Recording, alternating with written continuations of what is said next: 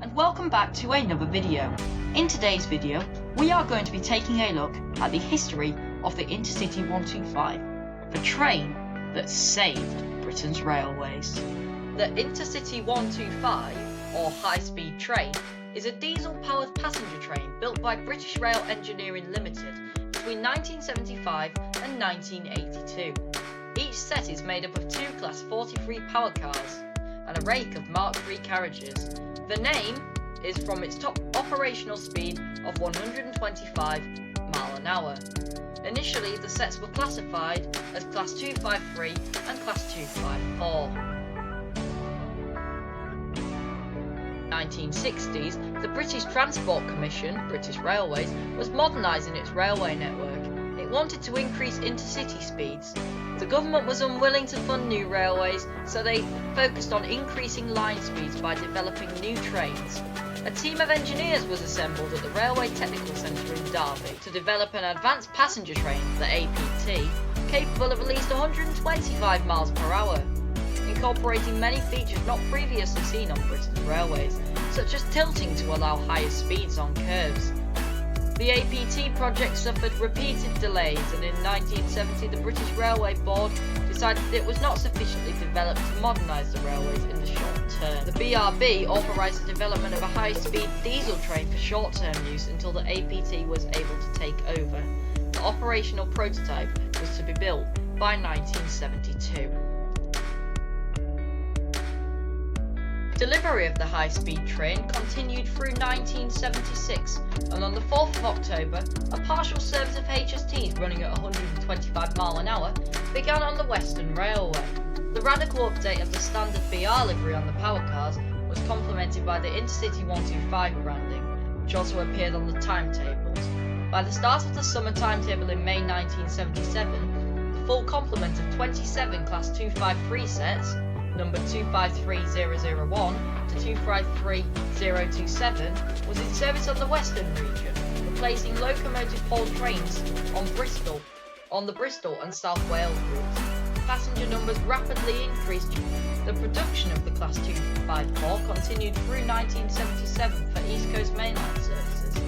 British Rail had planned to fit upgraded 2,500 brake horsepower Valenta engines to the longer HSTs, but the plan was shelved as the intensive running on the Western region began to result in a high level of engine failures. Class 254s began to work important East Coast mainline expresses, such as the Flying Scotsman from the summer timetable in May 1978.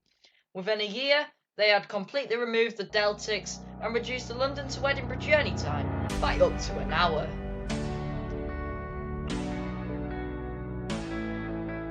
After the privatisation of Britain's railways, GNER, alongside Electric Intercity 225 units, operated the HSTs on services to Hull, Skipton, Harrogate, Inverness and Aberdeen, where the Class 225s could not go due to electrification. In January 2007, the first of GNER's 13 refurbished HSTs were unveiled, with coaches rebuilt to the same Mallard standard as its Intercity 225 electric sets. The power cars were upgraded with MTU engines. The first of the HST Mallards was in service by spring 2007. In 2007, the franchise was taken over by National Express, which continued the re-engineering programme begun by GNER and completed the refurbishment of the fleet in March 2009. Following an announcement by National Express that it would not provide further financial support, the franchise ceased on 13th of November 2009. The operation of the route returned to public ownership. As a result, 13 sets were operated by East Coast from late 2009. East Coast introduced an Intercity 125 service to Lincoln in 2011. In April 2015, VTEC took over the operation of the Intercity East Coast franchise. All trains passed with the Intercity East Coast franchise to London North Eastern Railway in June 2018. LNER, from December 2019, withdrew all of their HST sets for their new Azuma trains. After privatisation, the cross-country route, operated by Virgin Cross Country, who replaced their Intercity 125 trains in the period of 2002 to 2004 with Bombardier Voyager high-speed DMUs.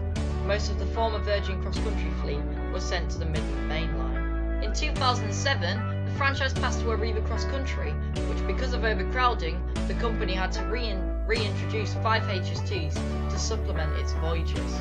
In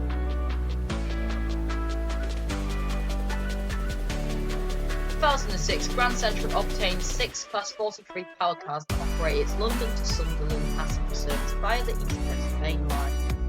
This was due to operate with Class 43 services. HSTs 43084 and 43123 were the final operation Paxman Valenta power cars, being re-engined in 2010 with the same MTU engines as the other units. On the London Midland region, Intercity 125 trains were introduced later than on other regions. They initially appeared on the former Midland Railway route from London St Pancras to Sheffield and Nottingham, although they were initially not permitted to exceed 100 miles an hour. The Midland Main Line received a series of its speed improvements over the next 2 decades and became possible for the HSTs to run at 110 miles an hour. Most long-distance services on this route have been transferred to the new Class 222 Meridian diesel-electric multiple units, although many London services from Nottingham still use the Intercity 125. 26 HST sets, 9 of which will have 4 carriages and 17 of which will have 5 carriages, are to move from Great Western Railway to Abellio ScotRail after being refurbished by Wabtec at Doncaster with new interiors, controlled emissions tanks and automatic sliding doors. They will operate services from Edinburgh, Glasgow to Aberdeen and Inverness, as well as between Aberdeen and Inverness. The first set entered service in October 2018, and ScotRail HST fleet operates under the brand name Intercity. One HST set is in service with Network Rail, painted in then departmental yellow and often referred to as the Flying Banana, the nickname that was originally applied to the whole class, because when first introduced by BR they wore a predominantly yellow livery. The set is the new measurement tray. So, that's it for the history of the Intercity 125. I hope you enjoyed this video, as it took a long time to be put together. If you did enjoy, please do show your support by liking and subscribing if you enjoyed, to join the Railway King 800 army. I'd like to thank KSpider6665 for quite a few of the images. I'll see you in the next video. Goodbye!